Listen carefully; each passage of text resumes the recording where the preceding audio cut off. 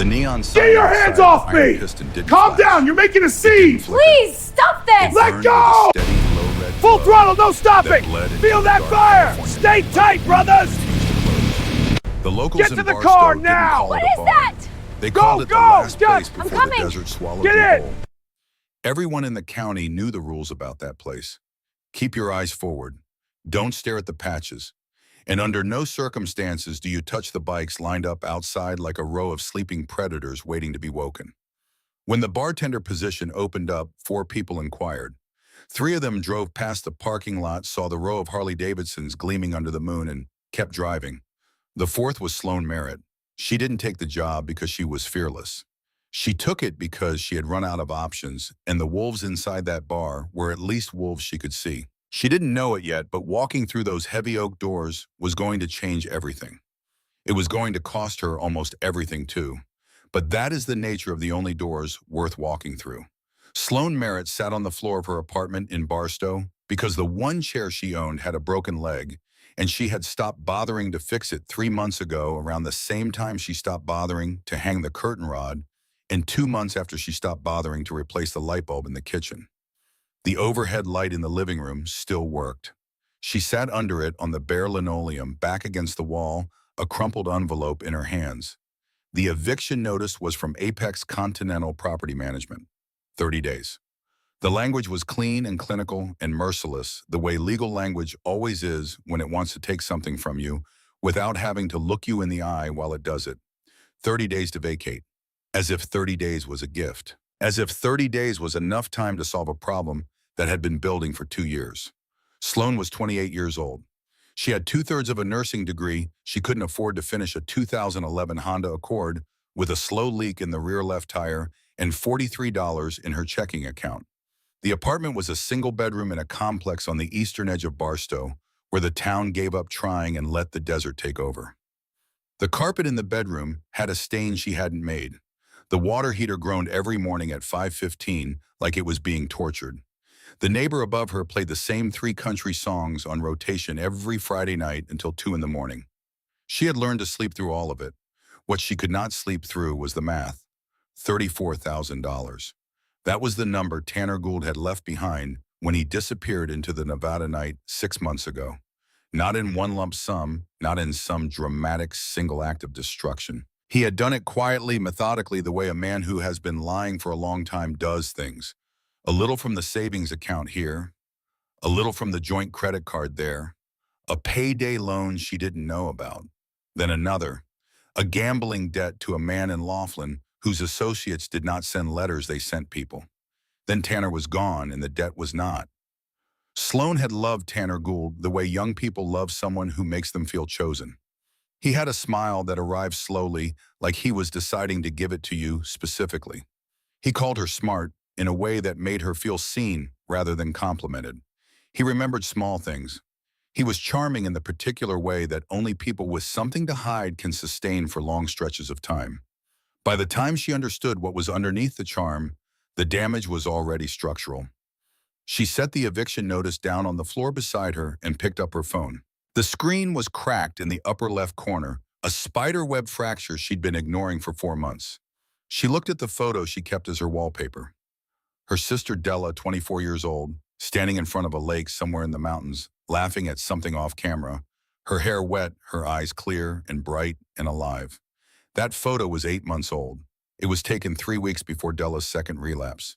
Della was currently at Clearwater Recovery in Victorville, 42 miles away. She had been there for 61 days. She was doing well, genuinely well, the counselor said. She was showing up. She was doing the work. She needed 3 more months of residential treatment to complete the program. The program cost $4,200 a month. Sloan had paid the first 2 months by selling her television, her laptop, the good camera she'd bought herself after graduation, and by working double shifts at a diner on Route 58, where the owner paid her partially in cash and looked the other way about the payroll taxes. She had paid those 2 months, and then the diner had closed 2 weeks ago abruptly, a handwritten sign on the door that had said simply under new management reopening soon. She had not been called back.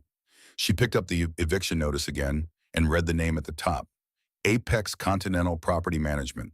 There was a phone number and a website and a corporate address in Phoenix, Arizona. She had called the number twice. Both times she had been told the situation was non-negotiable and that a payment plan was not available for accounts in arrears greater than 60 days. She scrolled through the local job listings on her cracked phone screen. She had been doing this for 11 days. She had applied for 6 positions. 2 had not responded. 2 had offered part-time hours at minimum wage, which after taxes would not cover the rent gap, let alone the gap between the rent gap and everything else. 1 had called her back, asked her 2 questions, and then gone quiet when she mentioned she was available immediately, as if availability was suspicious. The 4th listing was the one she kept scrolling past and then scrolling back to. It had been posted and reposted every day for 3 weeks. The repetition alone told a story. Bartender needed, night shift, cash pay, thick skin required. Ask for Rex at the Iron Piston. No prior convictions checked. No references required. Sloan stared at the listing for a long time. Everyone in Barstow knew what the Iron Piston was. It sat on a stretch of industrial road on the western outskirts of town, a squat cinder block building painted matte black, surrounded by a chain-link fence topped with razor wire. The parking lot was gravel. The windows were painted over from the inside. It was the bar, the meeting place, and the unofficial headquarters of the local chapter of the Hells Angels Motorcycle Club. The rumors were not rumors so much as local history. The stories were told at dinner tables and in barbershops and in the way people's voices dropped automatically when the building came up in conversation. Sloan put her phone down. She looked at the photo of Della. She thought about what it would mean for Della if she came home and there was no home to come home to. She thought about Della standing outside Clearwater Recovery with a duffel bag and 61 days of hard work and nowhere to go, and what that looked like statistically, what it looked like in terms of outcomes, what it meant for a 24-year-old woman who had finally, for the first time in years, started to come back to herself. She picked up her phone and wrote down the address. Thick skin, she said to the empty apartment. She had been building it for 2 years. She figured she had enough. The drive out to the Iron Piston took 18 minutes. The streetlights thinned out after the first mile and then disappeared, entirely replaced by the flat dark of the high desert and the cold white light of a 3/4 moon. Sloan drove with both hands on the wheel and the radio off. She had learned in the last 6 months that silence was easier to think in than noise. Noise let you pretend you weren't thinking about what you were thinking about. She pulled into the gravel lot at 10 minutes past 9. There were 14 motorcycles lined up along the front of the building in a row so clean and precise it looked arranged rather than parked. Harleys, all of them ranging from older Road Kings, worn to a working finish, to a newer Street Glide that caught the moonlight on its chrome like a mirror. Her Honda Accord looked faintly absurd next to them, like a paper cup at a table set with crystal. She sat in the car for 30 seconds. She checked her reflection in the rearview mirror. Dark circles under her eyes she had stopped trying to conceal 2 weeks ago. Hair pulled back tight. The leather jacket she'd bought at a thrift store in Victorville 3 years ago, the one that smelled faintly of somebody else's cigarettes, the one she wore because it was the warmest thing she owned and because something about the weight of it felt like armor, even when she knew armor was a metaphor, and metaphors didn't stop anything real. She did not look soft. She had not looked soft in a long time. She hoped that was enough. She got out of the car. The gravel was loud under her boots. The night air was cold and smelled of dust and motor oil and something metallic she couldn't quite name. As she crossed the lot toward the front entrance, the heavy wooden door swung open from the inside, and a man filled the doorframe so completely that for a moment it looked like the building had grown a person in the shape of a wall. He was enormous, 6'4" at minimum, with shoulders that suggested someone had decided the original design wasn't quite wide enough and made structural adjustments. He wore a leather cut with the club's Death's Head patch centered on the back, and tattoos ran up both arms and up his neck and disappeared into a beard that reached his collarbone. He wore dark sunglasses despite the hour. He stood there and he looked at her, and he did not say a word. Sloan stopped. She looked up at him. The distance between them was about 6 feet and felt like considerably less. "I'm here to see Rex," she said. Her voice came out even. She was genuinely surprised by that. The man looked at her for what felt like a very long time. Then he shifted his weight slightly to the left, creating a gap between himself and the doorframe. "Kitchen entrance," he said. His voice sounded like gravel being turned in a cement mixer. Around back. Don't touch the bikes. I wasn't planning to, Sloane said. She walked around the building. The gravel announced every step. She felt the eyes. She couldn't see the watching that happens in places where watching is a professional habit. She found the steel door marked deliveries on the back wall and knocked twice. The door opened immediately as if someone had been standing on the other side of it, waiting. A wave of cigarette smoke and warm air moved over her. The man in the doorway was older, somewhere in his late 50s, with silver hair pushed straight back from his forehead and a face that had been lived in hard and thoroughly. His jaw was set in a way that suggested it had been set that way for a longer time and had no intention of changing. He wore a white t-shirt and his leather cut, and the patches on the cut told the story of a man who had been in this world for decades and had risen to the top of it without losing the quality of someone who still knew how to do the physical work. His eyes were the color of weathered slate. They moved over her with the quality of assessment rather than interest. Not a man sizing up a woman, a commanding officer sizing up someone who had shown up at his perimeter without being invited. I'm here about the bartending job, Sloane said. He raised one eyebrow by a fraction of an inch. You lost. No, I read the listing. 3 times. I know where I am. He took a slow drag from the cigarette in his right hand.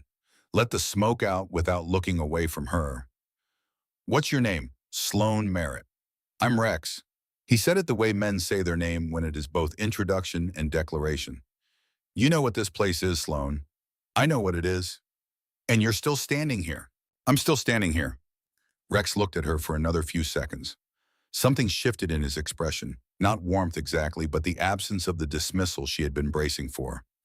He stepped back and held the door open. Come in. You faint, you're fired. You steal, you're dead. You survive the night, we talk about pay. Sloane stepped over the threshold. The door closed behind her with the solid final sound of something that meant what it was doing. The interior of the iron piston was darker than the outside, which was already dark.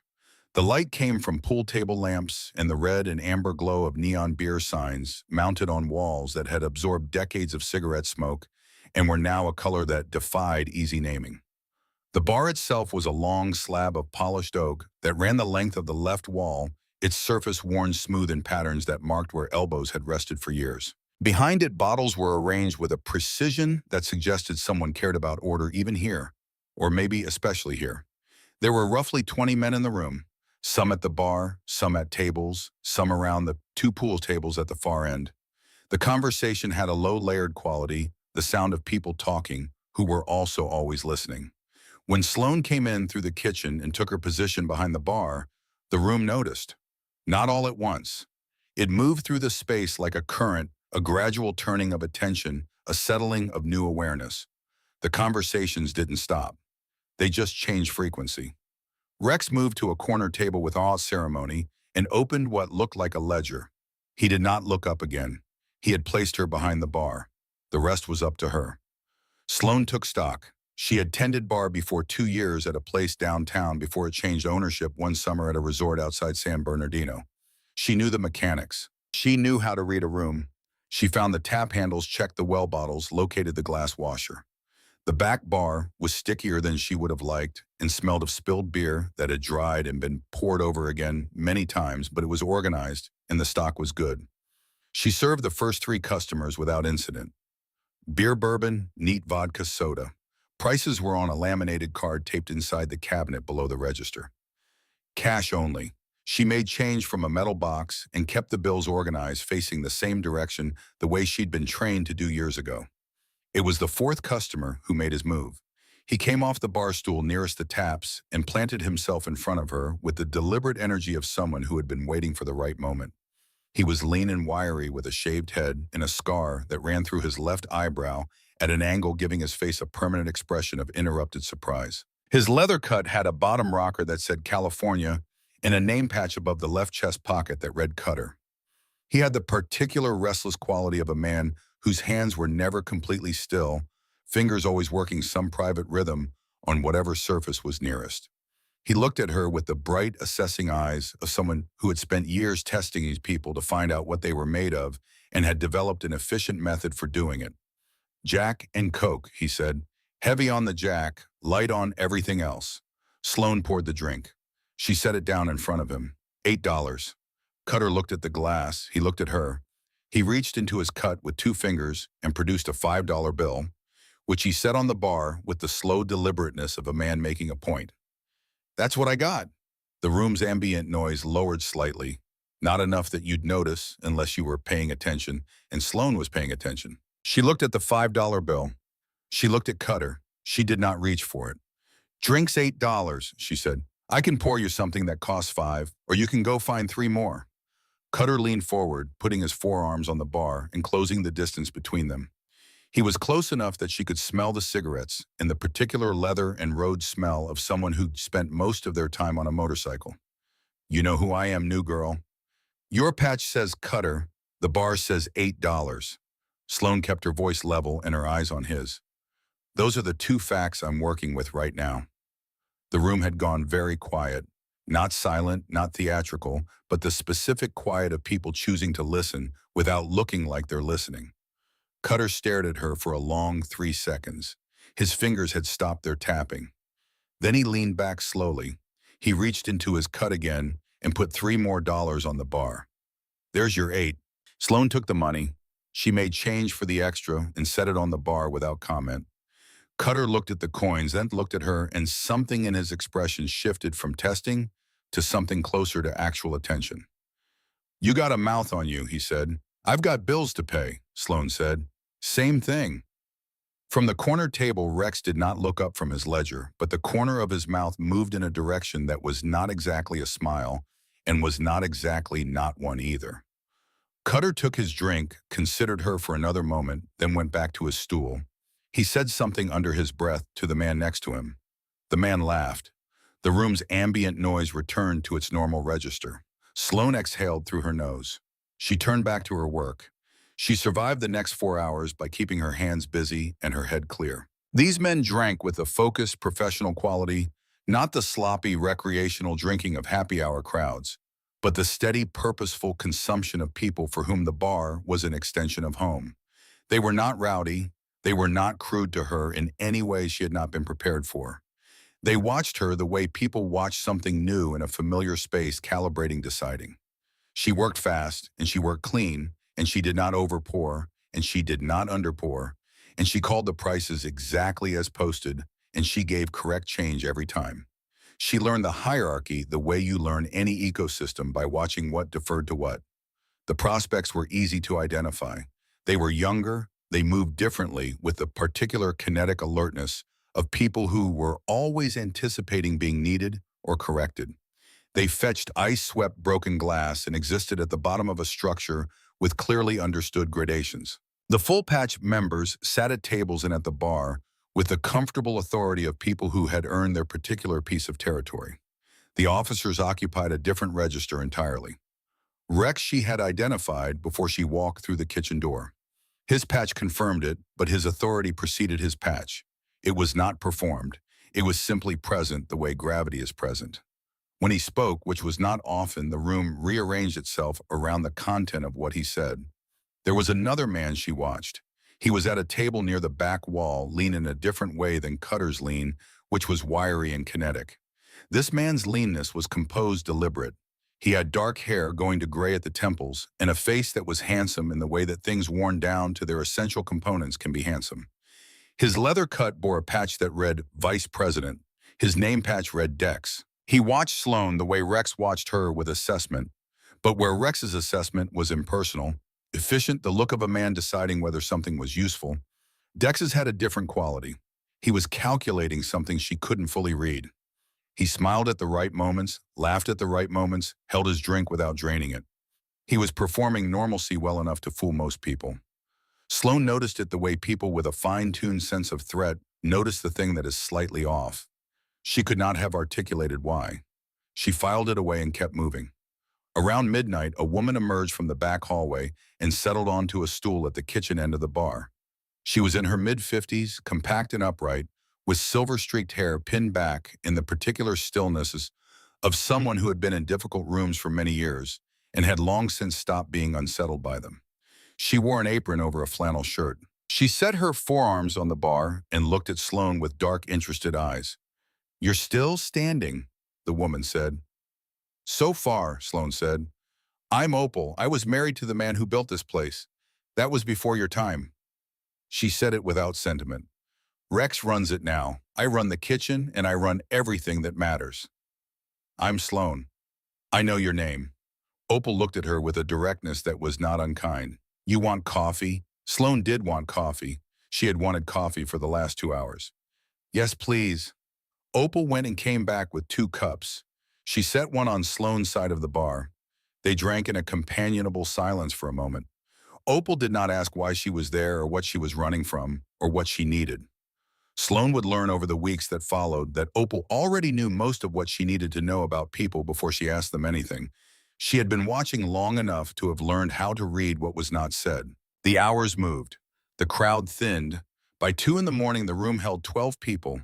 By 2:38, the big man from the front door, whose name had resolved over the course of the evening to Brick, settled onto a stool at the far end of the bar and said nothing to anyone and drank water and watched the room with the passive, comprehensive attention of a security system with a pulse. It was at 12 minutes past 2 in the morning that the front door opened. 3 men came in who were not what the room contained. Sloan knew it before she consciously processed the specific details. It was the quality of the wrongness, first the way a room knows when something has entered it that is not calibrated to the room's frequency.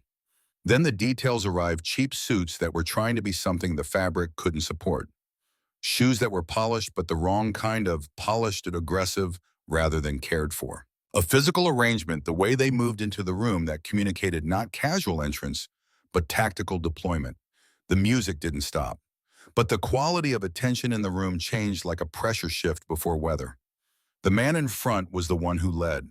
He was somewhere in his 40s with a complexion that suggested he spent a lot of time inside doing things that felt important, and flat gray eyes that moved over the room with a specific professional quality.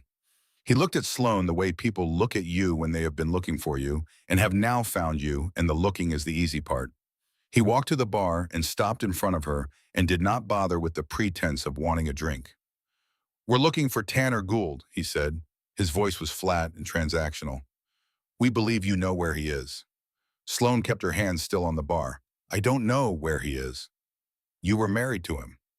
We're divorced. Common law, actually. California doesn't always make that distinction clean.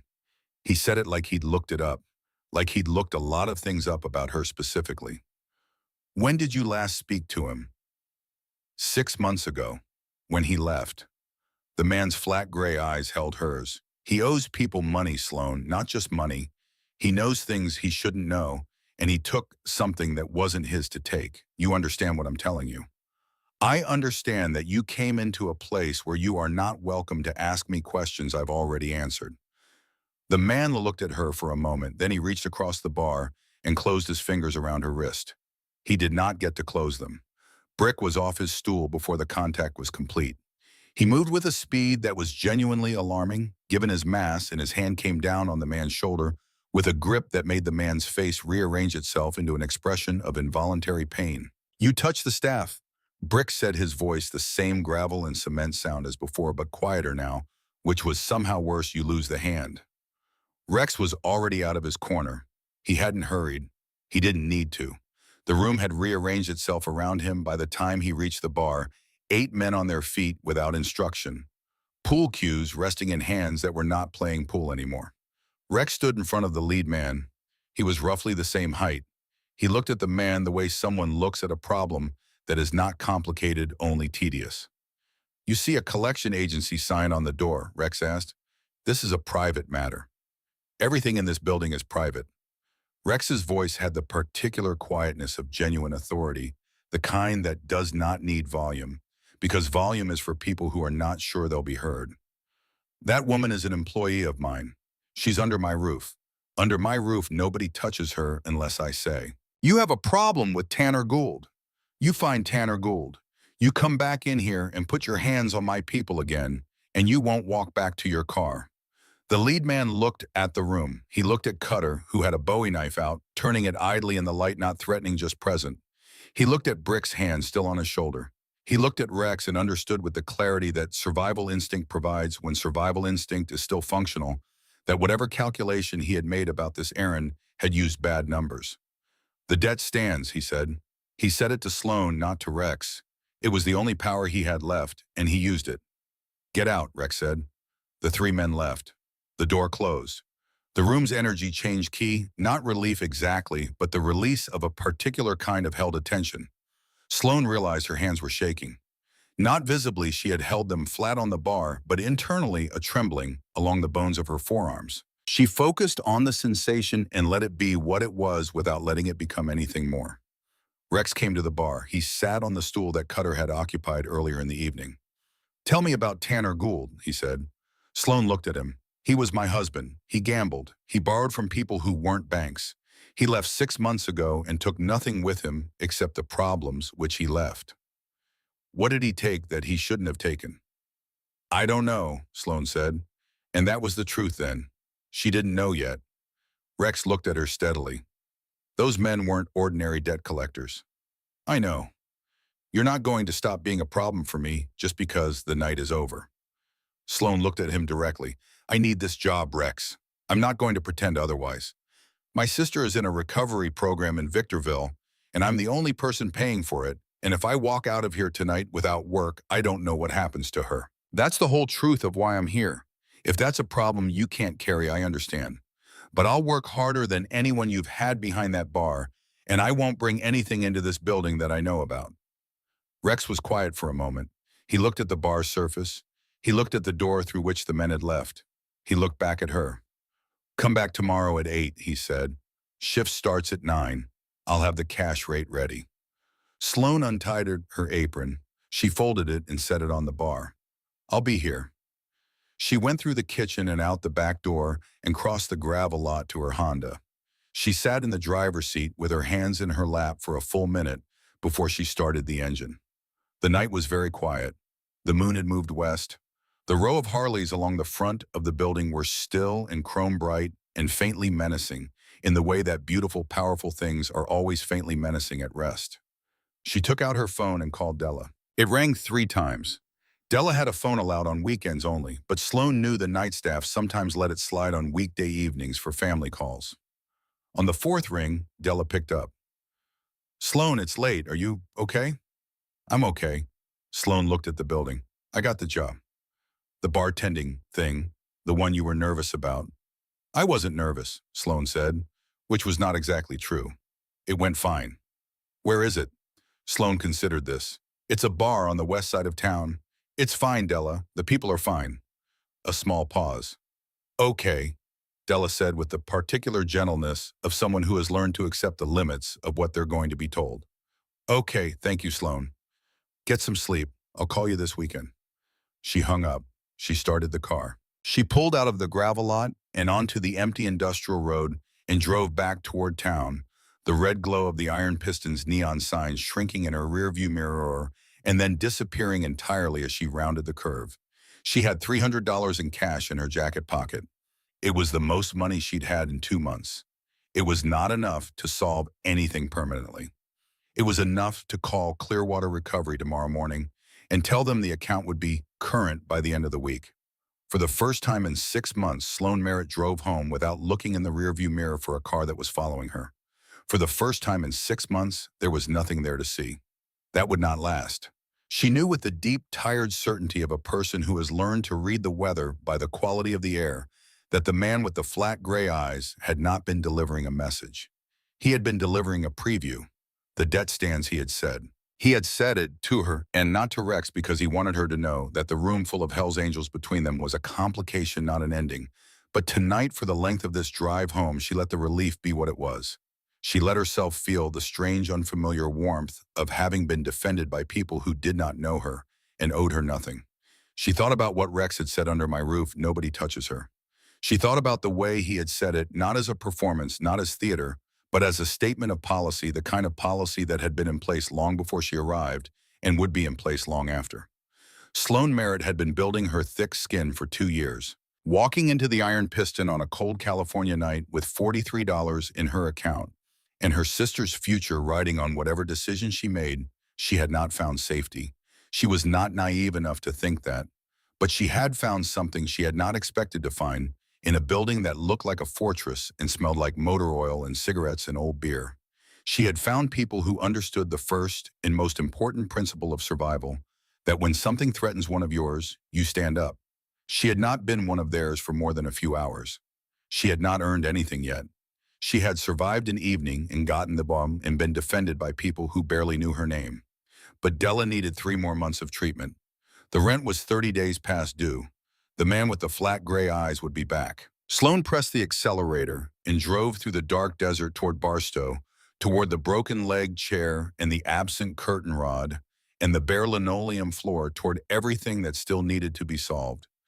She was, for the first time in a long time, ready to solve it.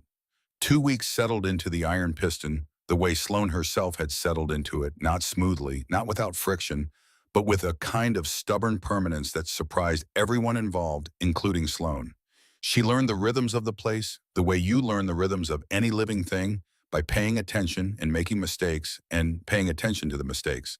She learned that Rex arrived every evening at 7:15, regardless of what the night held, and left last, regardless of how long the night ran. She learned that Brick communicated primarily through body language, and that his body language was surprisingly nuanced once you understood the vocabulary. She learned that Cutter's chaos was mostly performance, and that underneath it was a man of reliable instincts who had simply decided long ago that reliability was more interesting when wrapped in unpredictability.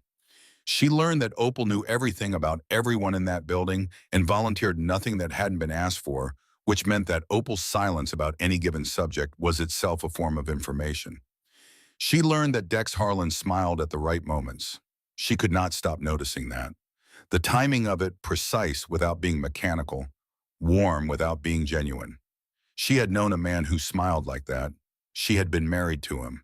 She said nothing about it to anyone and filed it away in the part of her mind where she kept things that hadn't yet resolved into something she could act on. The work itself was straightforward and physical, and left her tired in a way she preferred to the other kind of tired, the kind that came from worry rather than labor. She was fast behind the bar, and she was accurate with money, and she did not talk more than was useful.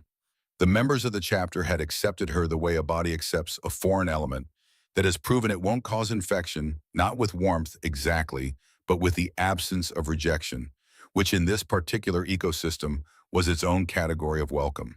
She called Della every Saturday morning.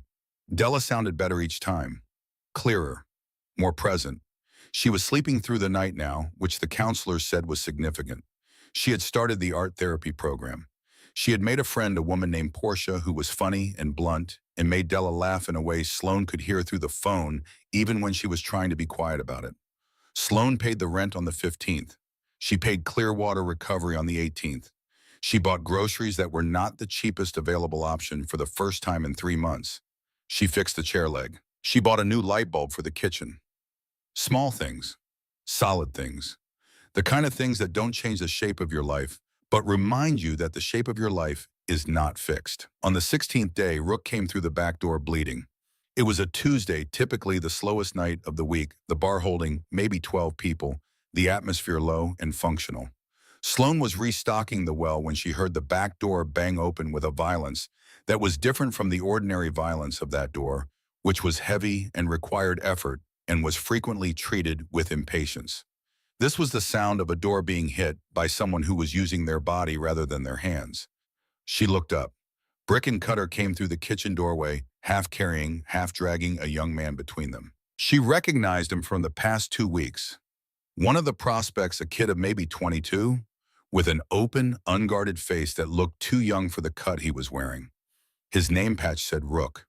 He was pale in the specific way that people go pale when their body is redirecting blood towards something urgent, and his hands were pressed against his left side, just above the hip, and the white of his t-shirt below those hands was no longer white. "Clear the tables," Rex said from behind her. He was already on his feet. She hadn't seen him move. The handful of regular patrons moved to the walls. Cutter swept the nearest pool table with one-in-arm bottles and glasses going to the floor in a cascade of breaking sound. They lifted Rook onto the green felt. His breathing was audible, ragged, working too hard. "Ricochet," Brick said, pressing his hands over Rook's. "Off a dumpster down by the rail yard. Some crew trying to strip a bike." He walked into the middle of it. "Call the doc," Rex said. "Doc's in Reno until Thursday." This from Dex, who had appeared from the back hallway and was now standing at the edge of the pool table with his arms crossed and his face arranged in the particular expression of a man running calculations. We take him to the ER, Rex. No hospitals. Rook's voice was thin and effortful. His eyes found Rex's face and held them. Please, the federal warrant. They run my name, I'm done. I'll be okay. I just need it stopped. Rex looked at the wound. He looked at Brick, who gave the smallest shake of his head. He looked at the door. Sloan watched his face move through the architecture of the decision, the life of his prospect on one side, the operational security of the club on the other, the absolute prohibition against bringing law enforcement into contact with the chapter on any terms at any time for any reason. I can help. She said it before she had consciously decided to say it. The room turned. Every face in it. Rex, Brick, uttered Dex. The men standing along the walls oriented toward her with the specific attention of people hearing something unexpected in a place where the unexpected is usually bad. Dex's expression shifted. You stick to the taps, he said. His voice was even, almost gentle. This isn't your concern. Sloan came out from behind the bar. She crossed the room to the pool table and set down the glass she was holding. She looked at the wound without touching it yet reading it. A jagged tear in the skin above Rook's left hip, the flesh around it already darkening the bleeding steady rather than arterial, which was good, but the object still present, which was not. She had worked 2 years of ER rotation at a hospital in San Bernardino before Tanner had finished gambling away her tuition. She had seen worse than this, though worse was not the standard she was applying right now. The standard she was applying was whether she could manage it. There's something still in there, she said. Metal fragment looks like. Oblique muscle, not deep. He's not going to bleed out, but it needs to come out, and the wound needs to be closed. She looked at Rex. I need the first aid kit, the real one I put under the register 2 weeks ago. Everclear from the top shelf, a lighter. And I need whoever is closest to him to hold him still. Rex looked at her for 3 full seconds. The room held its breath around that look. Then he nodded once. Mike. Brick moved without a word. Cutter was already at the bar getting the Everclear. Sloan went for the first aid kit herself, pulled it from under the register, where she had restocked it on her first paycheck, replacing the inadequate collection of bandages and expired antiseptics she'd found there with gauze, medical tape, suture thread, a needle kit sealed in plastic tweezers, and 2 pairs of latex gloves. She snapped the gloves on. She set her materials on the edge of the pool table. She looked at Rook, whose eyes were on her with the particular expression of someone deciding whether to trust the only available option. What's your name? She asked him. Not because she didn't know it, because fear responds to being addressed directly. Rook, he said. Actual name's Callum. Callum, I need you to hold as still as you can. This is going to hurt before it helps. Do you understand? He nodded. Brick placed his hands on Rook's shoulders. Cutter positioned himself at the kid's legs. Sloan poured Everclear directly into the wound. Rook arched off the pool table with a sound that was more animal than human, his back lifting, his hands scrabbling at the felt. Brick and Cutter held him. Sloan waited 3 seconds for the worst of it to pass, then picked up the tweezers. The room was silent in a way it had not been since she'd arrived. Not the silence of discomfort, the silence of people watching something that commanded their complete and undivided attention. She felt it at the edge of her awareness and let it stay there peripheral and gave the rest of her attention to the work in front of her. The fragment was a piece of metal roughly the size of a thumbnail, irregular at the edges, seated at an angle in the oblique muscle. She worked the tweezers in with steady pressure, found purchase, and extracted it cleanly in a single movement. She held it up briefly, confirmed it was whole, and set it on the table. She repacked the wound with gauze, applied pressure for 90 seconds by the clock on the wall, and then threaded the suture needle with the economical efficiency of someone who had done this under worse conditions and worse lighting and more noise. She stitched the wound closed with 8 neat sutures, each one tight and evenly spaced. She dressed it with gauze and medical tape. She stripped the gloves. He needs oral antibiotics starting tomorrow, she said. Amoxicillin if you can get it, anything broad spectrum if you can't. Fluids rest no physical exertion for 72 hours. The sutures can come out in 10 days. She paused. He'll be fine. She looked up. The room was looking at her. Not the way it had looked at her on the first night, not with the predatory, calibrating quality of people deciding whether something was a threat or a test. This was different. This was the look of people who had just seen something they had not expected and were now adjusting their internal accounting.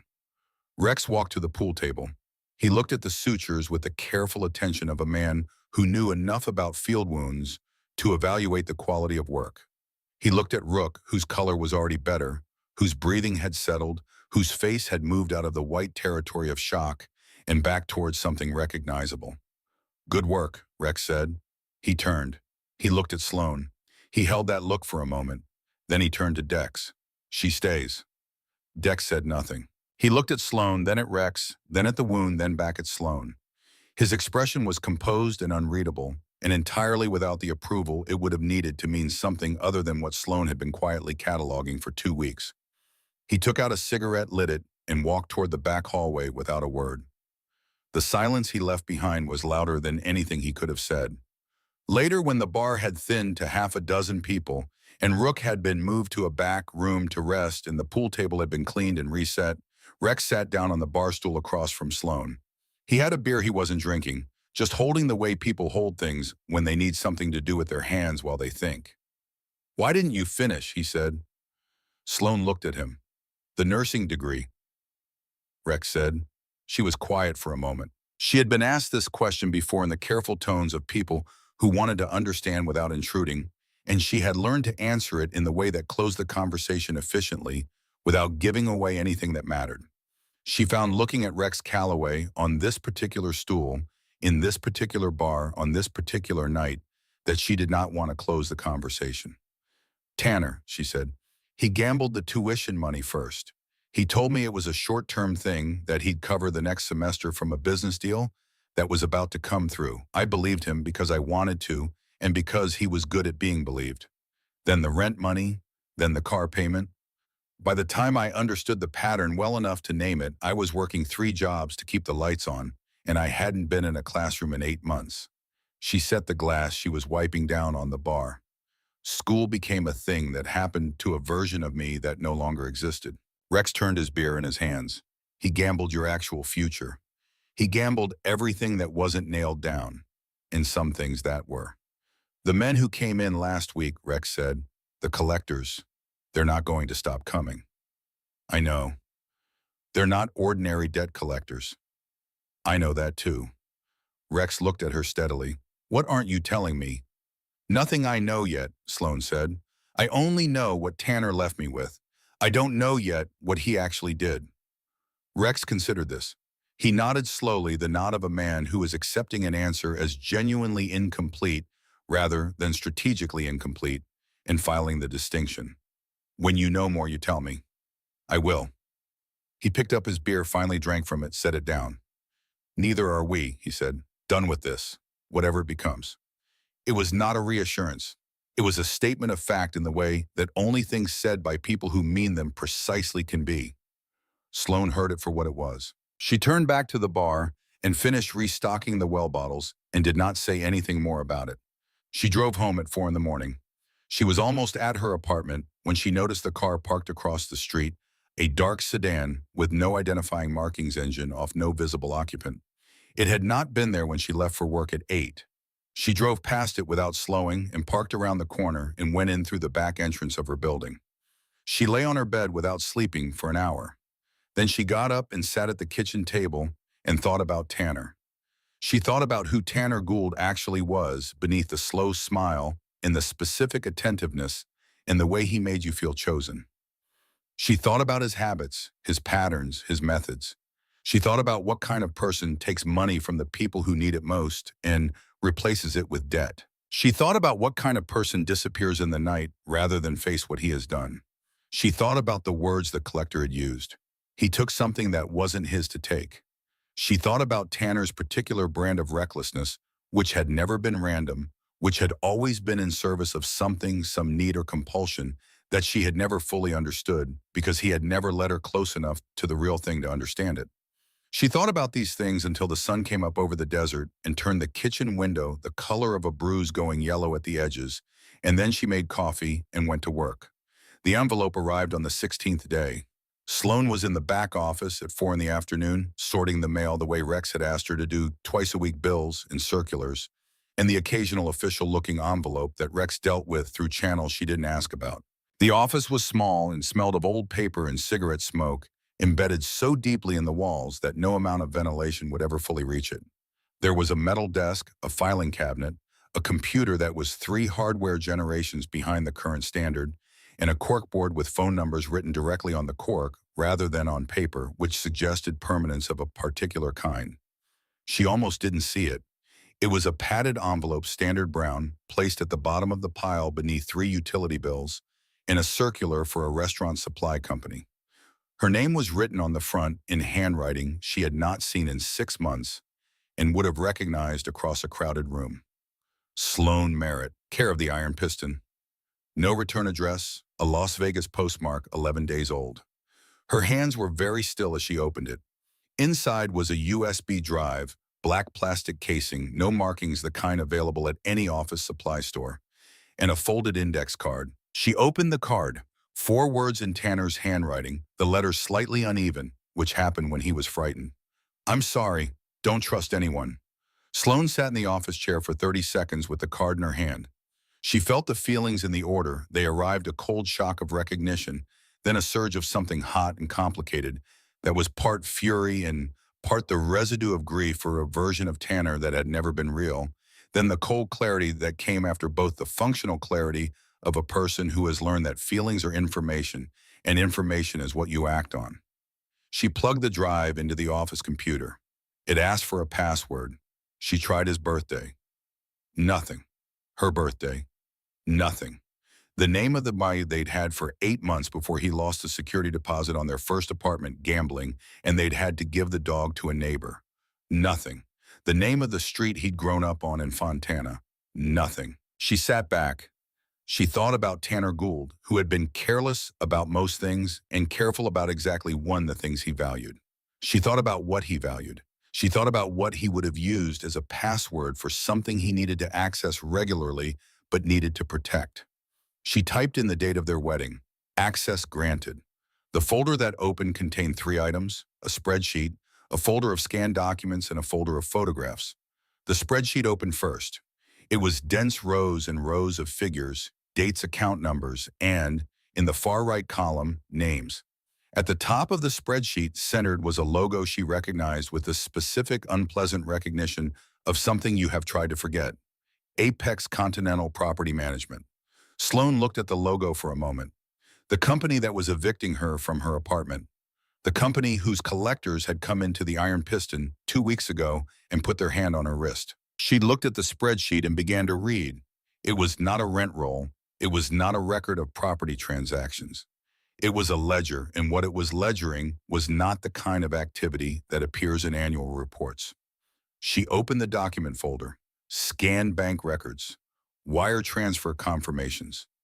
Email chains, the language of which was carefully indirect in the way that language used to discuss illegal activity by people who know they are creating a paper trail, is always indirect, full of references to consultants and service fees and project completions that map to nothing in any legitimate business operation she could identify. She cross-referenced names with dates. The picture that emerged was clear and large and deeply unpleasant. Tanner Gould had not merely borrowed money from the wrong people. He had been working for them, and he had been the bookkeeper for Apex Continental for 14 months, a contract position, cash compensation entirely off the books. He had access to the complete financial record of the organization's less visible operations. And at some point, for reasons she could only speculate about, he had made a copy of those records and run. The photograph folder was last. She opened it and found what she had been building toward without knowing it. The images were taken with a telephoto lens, slightly grainy but clear enough. A restaurant private dining room, the kind of place with no visible signage, and a reservation list that required a specific kind of phone call to access. 2 men at a table, drinks between them. The relaxed, unguarded body language of people who have known each other long enough to have stopped performing.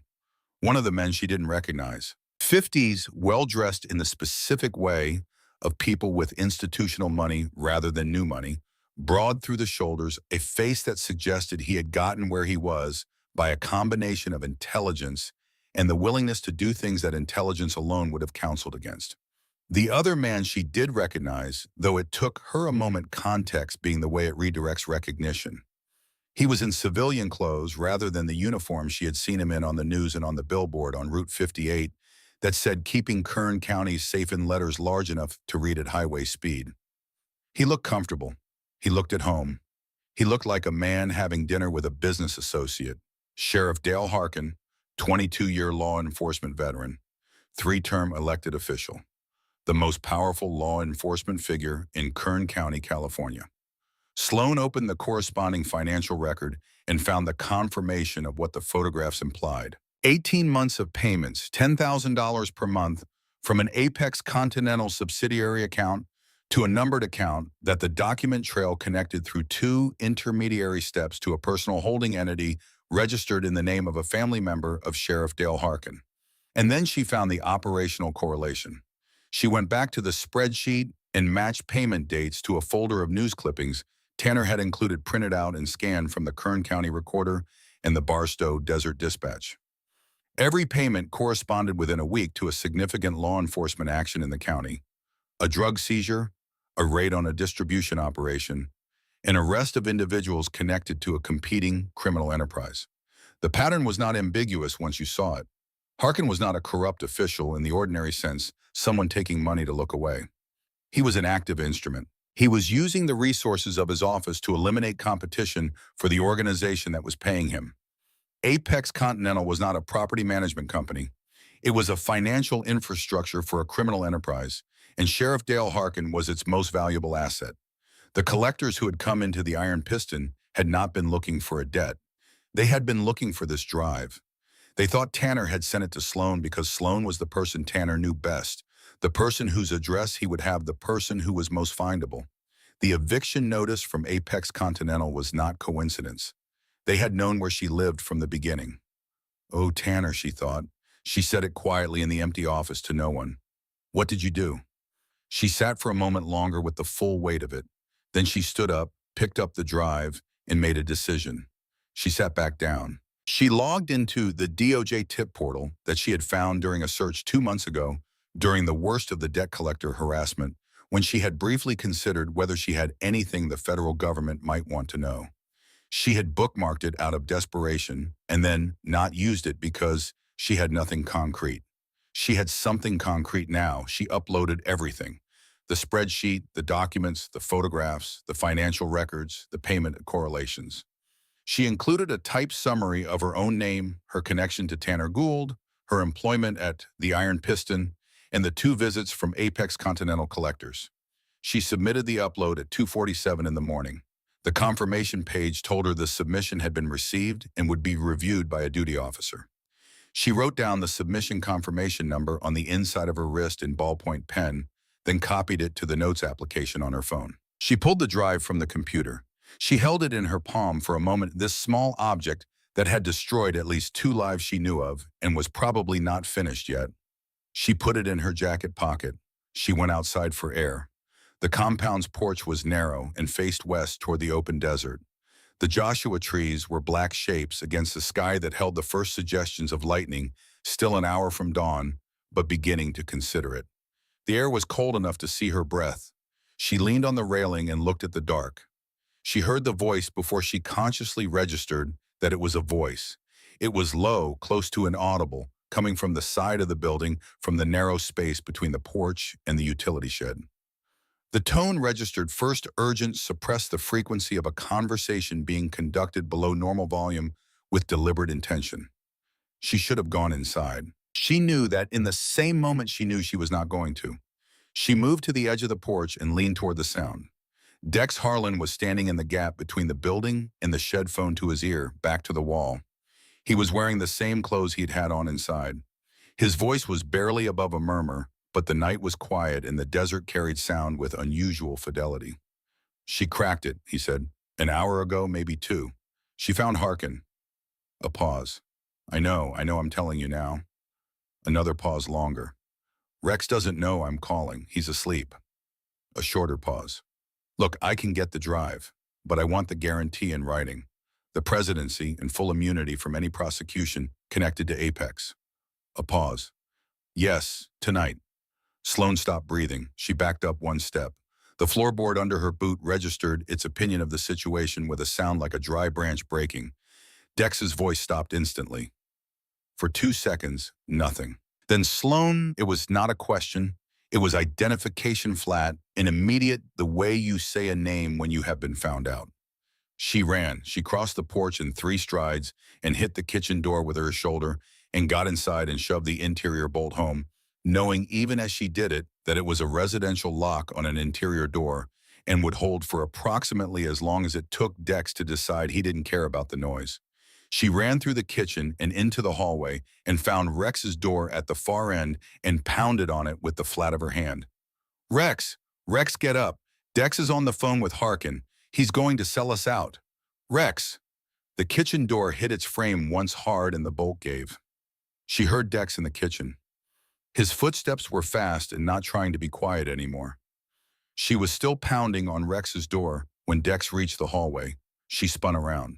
He was 10 feet from her, a knife in his right hand, his face arranged in an expression she had not seen from him before because he had never needed to stop performing composure. What was underneath it was not rage. It was colder than rage. It was the face of someone making a practical decision.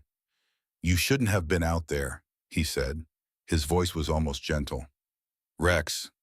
She didn't take her eyes off Dex. Rex right now. Dex took a step toward her, then he stopped. The sound was specific and unmistakable to anyone who has heard it.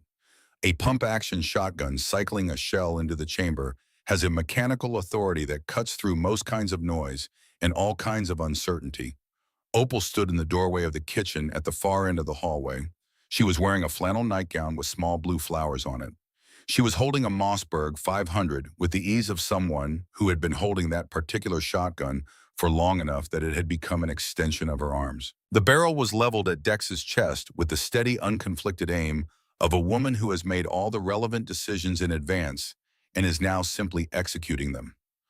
Put the knife on the floor, Dex, Opal said.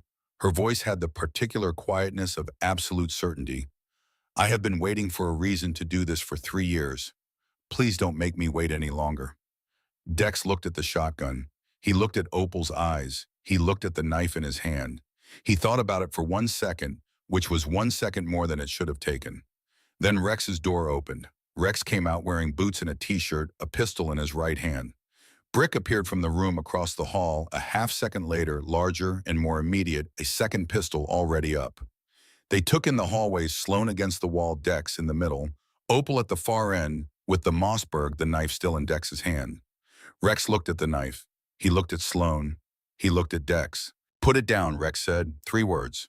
The same 3 words Opal had used, but the texture of them different, carrying the specific weight of someone who has known you for a long time and is now arriving at the end of something. The knife hit the linoleum. Brick was across the hallway before it stopped sliding, Dex face-down, wrists secured behind him with a zip tie from Brick's back pocket, in a motion so practiced it had no wasted components. Rex walked to Sloane. He looked at her with the expression that she had come to associate with him, processing something that required recalibration. You okay? He called Harkin, Sloane said. Her voice was steady. The shaking was internal, a fine trembling along her rib cage that she managed by keeping her breathing even. I heard him from the porch. He found out I'd cracked the drive and he called Harkin. He offered the drive and me in exchange for the club presidency and immunity. She looked at Dex now, being hauled upright by Brick. He sent the coordinates. Dex, how long ago? Dex said nothing. How long ago? Rex asked. His voice had gone quiet in the way that it went quiet when quiet was the most dangerous register available to it. Dex looked at the floor. 20 minutes before she came back inside. The compound's security monitors in the front room activated one after another, the motion sensors catching something at the perimeter. Sloane followed Rex into the front room. On the screen that covered the main gate, headlights appeared. Not one pair. Many. Then more. The organized, methodical advance of vehicles that had been staged at a distance and were now moving in coordination. Rex stood in front of the monitors and looked at them for 3 seconds. His face went through nothing that Sloane could read. Then it settled into the expression she would later understand was what he looked like when he had moved past the phase of the situation where reactions were useful and into the phase where only actions were. He crossed to the wall phone and dialed a number from memory. It rang once. A voice answered mail alert in a way that suggested it had not been asleep. "Doyle," Rex said. "It's Calloway. I need you to activate on my last submission. Compound Mojave off Route 247, 40 acres northwest corner. I have federal material on Harkin in Kern County, and I have incoming." He paused, listening. 90 minutes. He paused again. "We'll be here." He hung up. He turned to Brick. "Get the long guns from the safe. Wake everyone. Wives and kids into the cellar now." He turned to Opal. "Opal, cellar." "I'll go when I'm ready," Opal said, still holding the Mossberg. Rex looked at her for exactly 1 second and decided not to spend more time on it than that. He turned to Sloan. "You stay with me." On the monitor, the front gate's spotlight caught the first of the vehicles clearing the access road, an armored truck. Behind it, 2 tactical vans. Behind those, a line of black SUVs. And moving alongside them in the practice formation of people who have rehearsed this specific approach for this specific location, figures in tactical gear carrying weapons that were not standard law enforcement issue. The lights in the compound went out. The power had been cut from outside. In the sudden dark, Sloan stood still and let her eyes adjust and felt the drive in her jacket pocket, its small, hard weight against her ribs, and thought about the confirmation number copied into her phone. She had done it 2 hours ago. The data was already somewhere it could not be taken back from. Whatever happened in the next 90 minutes, that was already done. She reached into her jacket and closed her fingers around the drive. She stood in the dark kitchen of a compound in the Mojave Desert, the sound of vehicles massing at the perimeter, coming through the walls, and she thought with complete clarity about what was coming and what it would require of her. Then Rex was beside her, a hand briefly on her shoulder. Not comfort exactly, something more functional than comfort. The physical equivalent of, "I know you're here, and I need you to stay sharp." "Ready," he said quietly. "No," she said. The front gate hit the ground with a sound like a building falling. The darkness inside the compound was not total. The moon was still up, and it came through the windows in flat silver panels that cut across the floor at angles and outside the perimeter floodlights of the advancing vehicles threw a hard white glow over the walls that bled through every gap and crack in the cinder block. Sloane's eyes adjusted in the first 30 seconds, and she could see shapes, the outline of the kitchen doorway, the rectangular bulk of the refrigerator. Rex moving toward the front room with a purpose that left no space for hesitation. She followed him. The compound had come awake around them in the way that places come awake when the people inside them have prepared for exactly this. There was no confusion, no scrambling, no wasted motion. The members who lived on the property moved through the dark with the specific efficiency of people who had run this particular drill enough times that muscle memory had taken over from conscious thought. Opal had already disappeared toward the back of the main house, presumably toward the cellar door, though Sloan noticed she still had the Mossberg with her when she went. Brick came back through the hallway with 2 AR-15 slung over one shoulder and a bag of magazines over the other. He handed one rifle to Rex without breaking stride. Rex took it, checked the chamber, seated a magazine, and moved to the window facing the front gate. What had been the front gate? On the perimeter monitor that Brick had switched to battery backup, a small screen now running on a portable power unit, Sloan could see the armored truck had completed its ram and was pulling back to let the tactical vehicles advance through the gap. The gate lay in 2 pieces on the access road. The figures in tactical gear were moving through in a line low and fast, the way people move when they have been told to expect resistance. "How many?" Rex asked. "Main approach maybe 16th, Brick said, studying the monitor. 2 more vehicles holding at the road. Could be another 8-10 in reserve." "Harkin's people?" "Mixed. I see sheriff's department markings on 2 of the vans. The rest is private." Rex looked at the screen for 3 seconds. "Apex brought contractors." "Looks like." "Where's Dex?" "Utility shed, locked." Rex nodded. He turned to Sloan. "Workshop, now, move." They went out the side door of the main house into the cold night air. The desert silence that had been the compound's constant ambient sound was gone, replaced by the controlled noise of the advanced boots on gravel, the low crackle of radio communications, the mechanical sound of weapons being moved from carry position to ready. The floodlights from the vehicles threw moving shadows across the compound's interior yard and turned the Joshua trees beyond the wall into stark black silhouettes. They sprinted across the open ground between the main house and the workshop. 40 feet of exposure.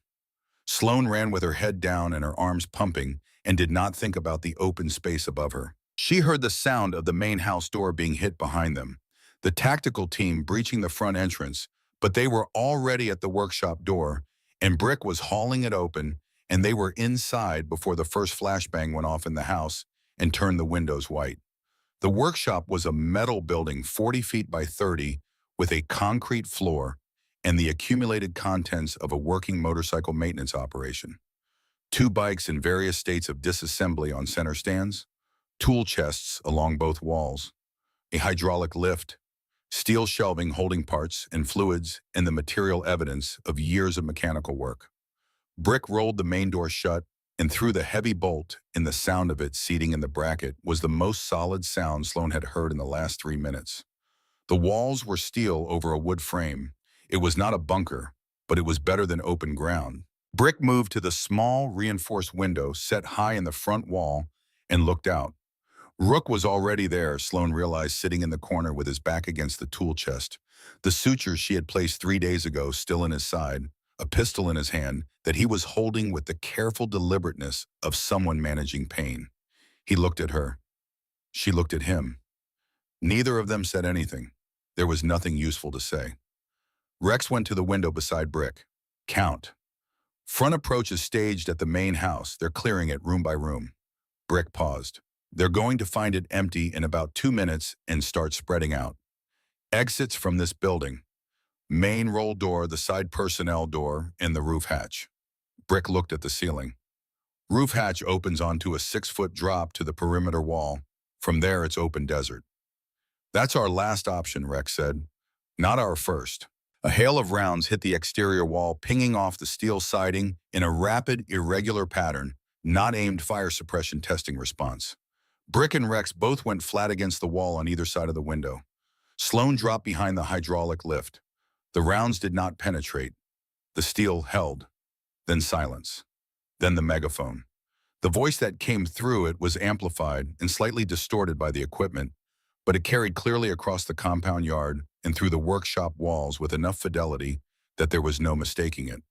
Sloan had heard that voice on television. She had heard it on the radio during election cycles. She had seen it in the Kern County Recorder quoted at length on subjects including public safety, community policing, and the importance of accountability in law enforcement. Sheriff Dale Harkin. Rex Calloway. The megaphone gave his name a flat, bureaucratic quality as if it were being read from a list. This property is surrounded by law enforcement and contracted security personnel. There is no exit. We are not here for the club. We are here for one specific item and one specific individual. Surrender Sloan Merritt and the drive she is carrying, and the rest of you ride away tonight. No charges, no pursuit, no further action. You have 2 minutes to respond. The workshop held its silence. Rex looked at Sloan across the dark space. His expression asked her nothing. It told her nothing. It simply acknowledged that she had heard what had been said and that what came next was not yet determined. Brick looked at the monitor. He's got a civilian out front, he said quietly. Male kneeling, hands behind his back. Sloan did not move from behind the hydraulic lift. She did not need to. She already knew. She stood up.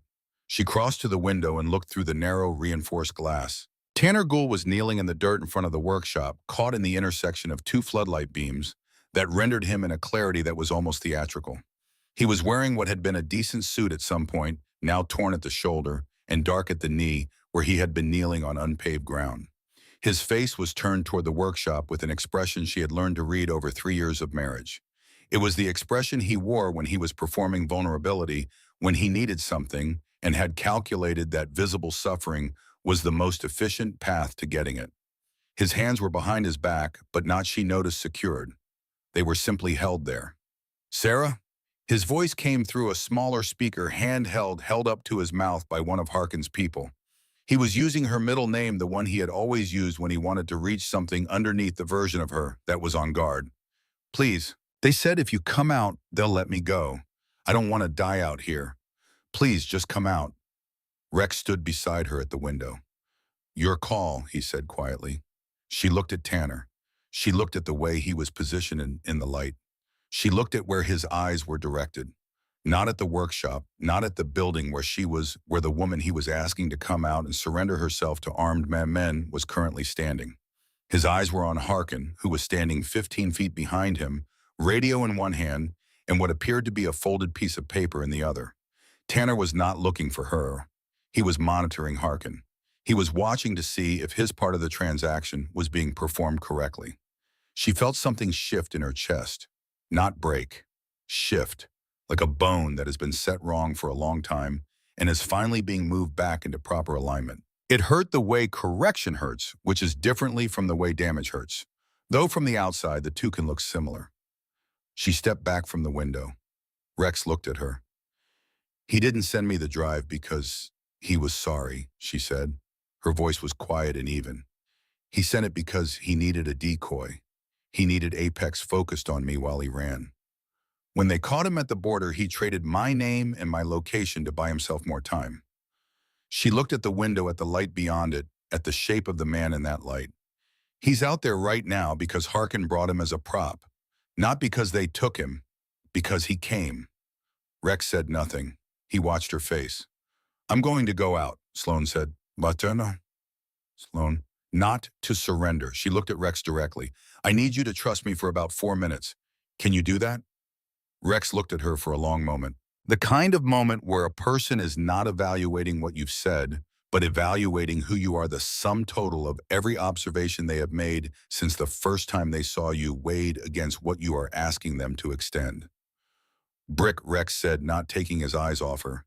Get on the window, clean sight line to the front. Brick moved. Rex looked at Sloan.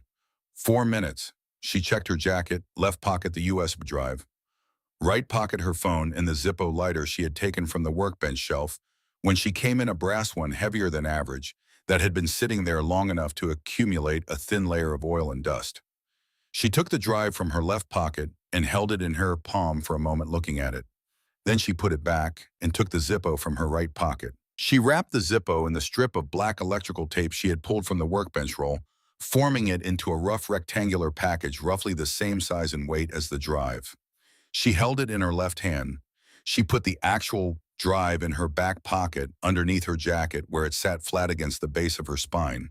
She had worked 2 years behind a bar where sleight of hand was not a professional skill, but where misdirection was, where the management of attention was the entire job, where you learned instinctively that people see what they are looking for and miss what they are not looking for, and that the gap between those two things is where everything interesting happens. Open the personnel door, she said. Brick looked at Rex. Rex nodded. Brick unbolted the side door. Sloan stepped out into the night. The cold hit her immediately, the deep desert cold that comes in fast once the ground has given up the last of the day's heat. She walked around the front corner of the workshop and into the open ground in front of it, into the edge of the floodlight coverage, and she raised both hands above her head with the deliberate slowness of someone who needs to be seen clearly and does not want to be misread. The radio communications that had been ongoing in the background stopped. Hold fire. Harkin's voice without the megaphone, now direct, sharp. Do not fire. She may have the drive on her. She stopped walking when she was approximately 10 yards from where Tanner was kneeling. She looked at him. Up close in the floodlight, she could see his face in more detail than she had wanted to. The bruising was minor, mostly around his jaw, the kind of bruising you get from being handled roughly rather than from being beaten. His eyes, when they finally found hers, had the quality of a man waiting to see if a transaction was going to clear. Tanner, she said, look at me. He looked at her. Did you send me that drive to warn me? Or did you send it to me because you needed someone for them to chase while you crossed the border? He held her gaze for 2 seconds. 3. She watched the calculation run behind his eyes, the rapid assessment of which answer served him better in this specific moment with these specific people watching. His shoulders dropped slightly, not remorse, relief at not having to maintain the performance. I needed more time, he said. I'm sorry, Sloan, I needed them chasing something, and you were findable. I knew they'd go to you first. I thought you'd figure it out and run." He paused. "I didn't think you'd go to a Hell's Angels bar." She nodded slowly. She looked at him for one more moment. This man she had loved, in the way you love things that are not what you think they are. This man who had cost her 2 years of her life and her sister's stability and $34,000 and her nursing degree and the version of herself that had existed before all of that. This man who was kneeling in the dirt in front of her because he had calculated that her life was a useful currency and had spent it without asking. She felt nothing that she needed to act on. That was what told her she was done. She turned to Harkin. Harkin was standing 15 feet behind Tanner, flanked by two men in tactical gear. He was a large man gone slightly to softness in his late 50s, silver-haired, with the physical confidence of someone who had occupied authority for long enough that it had become posture. He was looking at the drive in her raised left hand with an expression that mixed professional control with the specific hunger of a man looking at the thing that either saves him or destroys him. "You want it," Sloan said. She kept her voice flat and carrying. "Here it is."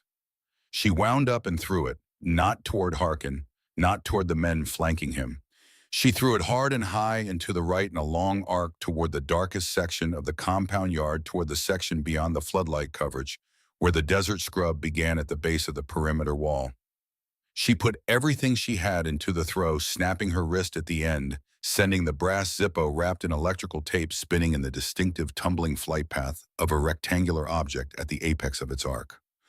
Harkin's head turned. She watched it happen, watched the involuntary tracking of his eyes, the lurch of his body weight forward and to the right, the hand coming up in the instinctive reaching gesture of someone whose brain has sent the signal to catch something before the reasoning part of his mind has weighed in on whether catching it is wise or possible or relevant. He stepped forward, his body weight shifted, his right hand came up. Tanner, still kneeling, moved sideways as Harkin stepped past him, displaced by the movement the prop no longer needed for its original purpose. The gap that opened between Tanner and Harkin lasted approximately 1 second. From the workshop window, Brick did not miss. The single shot crossed the yard with the flat authority of a high-caliber rifle, and the result was immediate and irreversible. Harkin dropped. He went down without a staged quality, without the slow descent of dramatic convention. He simply stopped being upright and then was on the ground, and the men flanking him reacted in the fragmented, disoriented way that people react when the anchor point of their operation is suddenly and without warning removed. Sloan dropped to the dirt. She pressed herself flat against the ground and covered her head with her arms. The compound erupted. Rex came out of the workshop at a run, rifle up, moving along the wall of the building to use it as cover, directing fire into the area where the tactical teams had staged. Brick came out of the personnel door on the opposite side. The members of the chapter who had been holding position inside the main house emerged through the windows and the back door, and the compound yard, which had been a killing ground 30 seconds ago, became something more complicated and contested. The private contractors hired by Apex had been paid to complete a job. The job had a principal, and the principal was now on the ground, and the calculation that people make when the risk profile of a situation changes dramatically had shifted entirely against continued engagement. The radio communications that cut through the noise of the firefight had the unmistakable quality of people reassessing a commitment they had made when the terms were different. The first SUV reversed down the access road at 2 minutes past the shot. The second followed it. The tactical vans without the sheriff's direct command structure held for another 90 seconds, and then broke their coordination, dissolving once the organizing authority was gone. The armored truck, which had been staged at the gate, simply turned around. Sloan stood up. The compound yard was smoke and dust and the smell of propellant and the cold desert air moving through it all, clearing it slowly. She looked at where Harkin had fallen. She looked away. Tanner was on his hands and knees in the dirt 10 feet from where he had been kneeling. His suit jacket torn further at the shoulder, his face the color of old concrete. He looked up at her with the expression of a man who has just experienced the full consequence of several years of bad decisions arriving simultaneously and had not been adequately prepared for the physical reality of it. She walked to him. She stopped in front of him. He looked up at her. She looked down at him. This man she had spent 3 years loving and 6 months surviving, and she felt the full weight of what those years had cost her and what that cost had made of her. And she understood in that moment that the two things were not separable, that the Sloane Merritt who was standing in this compound yard had been built out of the wreckage of the version of herself that Tanner Gould had left behind, and that the wreckage had been, in the end, better building material than anything he had ever offered her intact. "Get up," she said. He got up. He stood unsteadily, his hands loose at his sides. "You need to leave California," she said. "Not tomorrow, tonight. You don't contact me. You don't contact Della. You don't use my name for anything with anyone for any reason for the rest of your life. Do you understand what I'm telling you?" Sloane, do you understand? He looked at her for a moment with the beginning of the expression that preceded the slow smile, the one that arrived like it was being given to you, specifically the one she had loved for 2 years and then spent 1 year understanding and 6 months being done with. She watched it start. She watched it stop. She watched him understand that it had nowhere to go. "Yeah," he said, "I understand." Rex appeared at her shoulder. He looked at Tanner with the brief, comprehensive assessment of a man deciding what category something belongs in and landing on irrelevant. He looked at Brick, who was 6 feet away. "Walk him to the road." Brick took Tanner by the collar of his ruined jacket with one hand, the way you take hold of something you are moving from one place to another, and walked him toward the broken gate without ceremony. Tanner went without resistance. Sloane watched him go, the shape of him receding in the floodlight, getting smaller, and then passing through the gap where the gate had been, and disappearing into the dark of the access road. She did not watch him on all the way out. She turned before he was gone. Rex was standing beside her. His rifle was slung. His knuckles were split from something she hadn't seen, the back of his right hand dark with dried blood. He looked at her with the steady, direct attention of a man who has just gone through a serious piece of work alongside someone and is taking the first moment available to verify they came through it intact. "You okay?" he said. She reached into her back pocket and pulled out the drive. She held it out to him. He looked at it. He looked at her. "I uploaded everything 2 hours ago," she said. "OJ tip portal. Submission confirmed at 2:47. Everything on that drive, the financial records, the payment correlations, the photographs of Harkin. It's already on a federal server that Apex and everyone connected to Apex cannot reach." She paused. "The drive itself is evidence, but it's not the only copy anymore. It hasn't been the only copy since before any of this started." Rex was quiet for a moment. He looked at the drive in her extended hand. He reached out and took it, not to secure it, she understood, but because it needed to be somewhere definite, and he was the person who made those decisions here. "The Zippo," he said, from the workbench shelf. He looked at her for another moment. Something moved in his expression that was not quite the thing she had been seeing from him for 2 weeks, the assessment and the calibration and the measuring of usefulness. It was something quieter than that, something that had decided what it thought and did not need to keep deciding. "Doyle's people will be here in 40 minutes, he said. "Doje, when they arrive, you talk to them directly. You give them the submission number. You tell them everything you know from the beginning." He looked at the compound, the broken gate, the lights still burning in the vehicles that had not yet been moved. "This is going to be a long morning." "I know," Sloane said. She sat down on the workshop step. She was tired in a way that was below the physical, a bone-level exhaustion that was the specific kind that follows extended periods of sustained alertness. Her hands had stopped shaking. The arm Dex had cut in the hallway had been wrapped in gauze from the first aid kit. It ached dully, but had stopped bleeding an hour ago. The cold air felt clean against her face.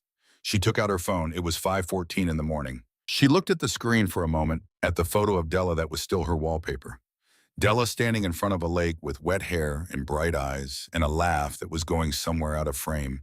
And she thought about what it meant that she had done all of this, every piece of it, the bar and the drive and the workshop and the shot, and the long, terrible, useful night, and Della was still there, still 62 days into a program that was working, still coming back to herself. She did not call Della. It was too early, and there was too much to say, and none of it was the right kind of thing to deliver at 5 in the morning. She would call on Saturday the way she always did, and she would tell Della that things were sorted, and Della would hear in her voice that something had shifted, and Della would ask about it later when there was time, and Sloane would tell her the truth of it, which was complicated enough that it would take more than one conversation to get through. Opal appeared from the side of the main house carrying a thermos and 2 mugs. She walked across the yard as if the yard were an ordinary yard on an ordinary morning, stepping around the evidence of the last hour with the practical attention of a woman who has seen what yards can look like and has decided that yards get cleaned up and then you move on. She sat down on the workshop step beside Sloan. She poured coffee. She handed Sloan a mug without asking. Sloan took it.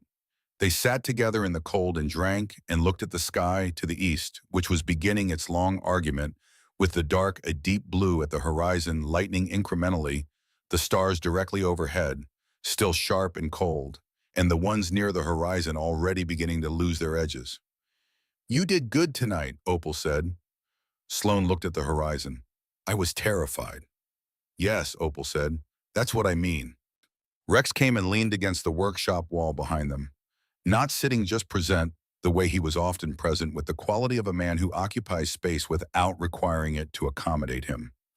Cutter came and sat on an overturned crate nearby, his restless hands, finally still turning an empty shell casing over and over in his fingers, the way he turned everything, making a private rhythm out of whatever was available. Brick stood at the corner of the building and watched the access road with the patient, comprehensive attention that seemed to be simply his natural state. Rook came out of the workshop with his arm against his side and sat on the ground near the door. He looked at Sloan. "Good throw," he said. "I played softball for 4 years," Sloan said. Cutter made a sound that was not quite a laugh, but was its close neighbor. The sky kept lightening. The stars near the horizon continued their retreat.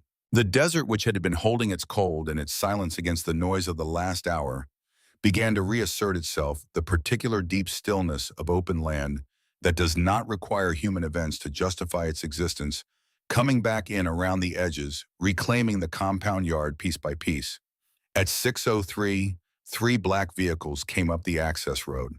They were not tactical vehicles, not armored, not bristling with mounted equipment. They were the kind of vehicles driven by people whose authority is expressed in paperwork rather than firepower. Special Agent Doyle was a compact man in his mid-50s with a precise, unhurried manner, and the particular kind of quietness that belongs to people who have been in serious situations long enough that the serious situations have stopped making them loud. He shook Rex's hand. He looked at the compound with the assessing gaze of a man cataloging a scene. He looked at Sloan. "Ms. Merritt," he said, "I understand you have a submission number for us." 247 this morning, Sloan said. She pulled up the confirmation on her phone and showed him. He looked at it, took a photograph of the screen with his own phone, and nodded once. "We've already been in contact with the duty officer who received the submission," Doyle said. "The material is intact and has been flagged for immediate review. We have a team beginning work on the Apex Continental connection this morning." He looked at her steadily. "This is good work." "It was my ex-husband's records," Sloan said. "I just made sure they got somewhere they couldn't be taken back from." "That's usually the hard part," Doyle said. He moved off to confer with Rex and begin the process of documenting the scene, which would take most of the morning and extend into the afternoon, a systematic, methodical work of recording and collecting and interviewing that was in every way the opposite of what the night had been. Sloan answered every question she was asked. She told everything she knew from the beginning: the eviction notice, the job, the collectors, the drive, the discovery of Harkin's connection to Apex, the upload, the night. She told it plainly and in sequence, and without omission. When it was done, she was sitting in a folding chair in the workshop with a second cup of Opal's coffee, and the sun was fully up, throwing long shadows across the compound yard, warming the steel of the workshop wall to something you could put your hand on. 6 weeks later, the Iron Piston reopened. The new building was larger than the old one. Rex had made structural decisions that were not purely aesthetic. The interior walls had steel reinforcement behind the drywall. The windows were laminated safety glass set in steel frames. The front door was solid oak over a steel core with 3-point locking hardware that was the kind of thing installed in places where doors are expected to face serious disagreement. The bar itself was the same long slab of polished oak salvaged from the fire and refinished, the surface worn smooth in the same patterns as before, which was right, which was the way things that have been used well should look. The neon sign outside was new. It burned steady and red and did not buzz or flicker. Sloane stood behind the bar on the first night back and looked at the room filling up around her and felt the particular quality of that filling, the way the space was being reclaimed by the people who belonged in it, the low-layered conversation, the clink of glass, the smell of cigarettes and leather, and the particular atmosphere of a room that knows what it is and is not pretending to be anything else. She was wearing a leather vest. Rex had given it to her 3 days after the night at the compound, presenting it without ceremony, setting it on the bar in front of her, and going back to his ledger. On the front above the left chest pocket, a patch had been sewn that she had not requested and had not expected. It read in white lettering on black property of no one. She had looked at it for a long moment, and then she had put the vest on. She was not a member. Women did not patch in. That was the rule, and she had not asked anyone to change it, and she did not need it changed. What she was something the rule did not have a category for, and the absence of a category turned out not to matter because the room knew what she was, which was the person behind the bar who had been tested by the kind of tests that cannot be manufactured and had come through them without losing the essential thing, whatever the essential thing was that you needed to still be yourself on the other side. Cutter came in first the way he often did, settling onto the stool nearest the taps with the ease of a man returning to a place that had been his for a long time. He looked at the bar, the walls, the neon. He looked at Sloane. "Looks good," he said. "It does," Sloane agreed. "Same prices." "Same prices," she said. "Don't start." He grinned. The gold tooth that she had learned to read as a reliable indicator of his actual mood, as opposed to his performed mood, caught the bar light. He was in a good mood. The gold tooth said so plainly. Brick came in and took his position at the far end of the bar, without comment, the way gravity takes its position.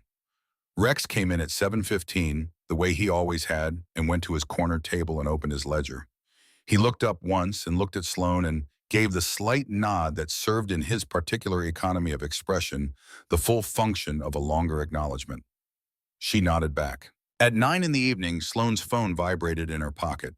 She checked it between customers. A text from a number she did not have saved a Victorville area code. She read it once. She stood still for a moment with the phone in her hand. It was from Portia Della's friend at Clearwater. The text said simply, "She wanted me to tell you she's coming home on Saturday. She said you'd know what that means." Sloane put the phone back in her pocket. She turned back to the bar. There was work to do, the steady, uncomplicated physical work of a room full of people who wanted drinks and would keep wanting them, the work that had been her first foothold in this place and had become over 6 weeks, and everything those 6 weeks had contained the things she was genuinely good at and did not want to stop doing. On Saturday morning, she drove to Victorville. She parked in the small lot outside Clearwater Recovery and sat in the car with the engine off and the windows down, letting the morning air and the particular quality of inland California morning air in late autumn that is cold and clean and smells faintly of sage. The front door opened at 9:15. Della came out carrying a duffel bag over one shoulder and wearing a green jacket that Sloane recognized from 3 years ago before everything, and her hair was longer than it had been in the photograph on Sloane's phone, and her eyes were clear with the specific quality of clarity that is not just the absence of fog, but the presence of something, attention, intention, the look of a person who is inhabiting their life rather than enduring it. She saw Sloane's car and she stopped. She looked at it for a moment, then she walked to it. Sloane got out.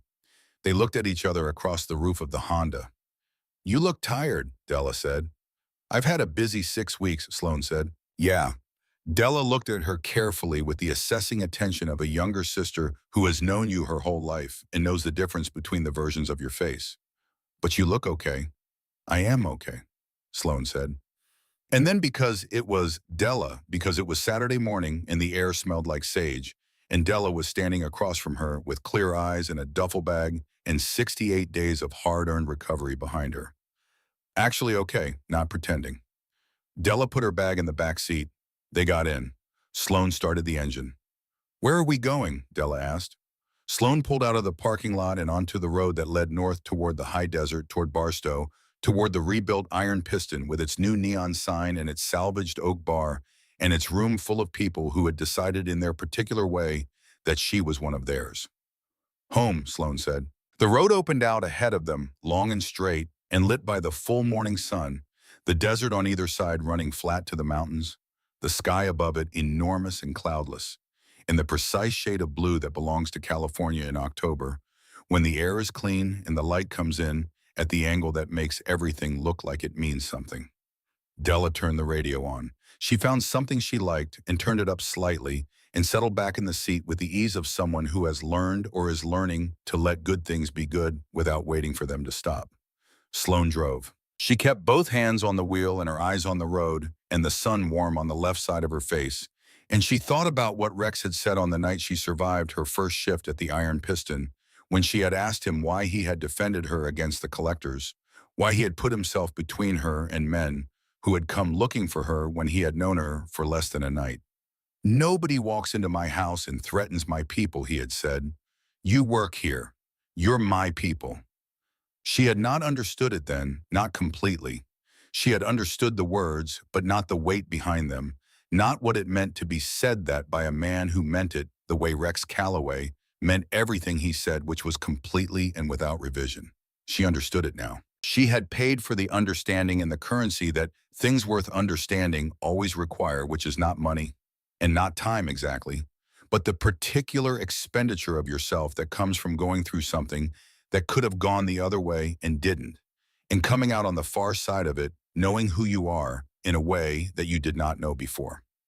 Sloane Merritt had walked into the Iron Piston looking for a paycheck and a way to keep her sister in a recovery program for 3 more months. She had found those things. She had also found what it cost to protect the people you claimed, what it looked like when a man's word was worth more than a signed contract, what it meant to be in a room full of people whose loyalty was not conditional on your usefulness or your convenience or your compliance.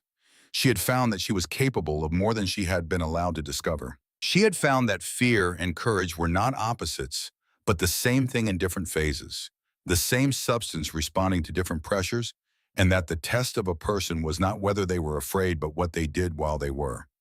She had lost a marriage that had never been real. She had lost an apartment she could not afford. She had lost the version of herself that had been waiting for circumstances to improve before she started being who she actually was. She had found in a cinder block bar on the outskirts of a desert town surrounded by people the world had written off and dismissed and feared the first place in 2 years that had felt like solid ground. The highway ran north. The desert opened around them. The sky held everything. You've used 90% of your session limit.